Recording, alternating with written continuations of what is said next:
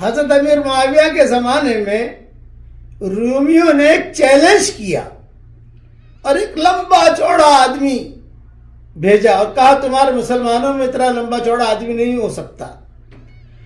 تو حضرت امیر معاویہ نے قیس بن عبادہ کو بلایا. یہ بہت لمبے چوڑے تھے ماشاءاللہ. جب گھوڑے پر سوار ہوتے تھے تو ان کے پاؤں زمین پر گھسٹتے تھے، لٹکتے تھے. اور قیس بن عبادہ سے کہا کہ اس رومی کے قریب کھڑے ہو جاؤ.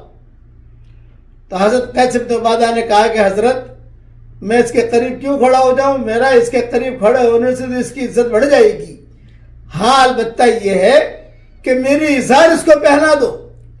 چنانچہ حضرت قیس بن عبادہ کی ازار اس رومی کو پہنائی گئی تو اس کے ناک تک آئی. ناک تک نہیں، ناک تک. سارے صحابہ نے دیکھا تو سارا مجمع ہنس پڑا، اتنے لمبے چوڑے تھے.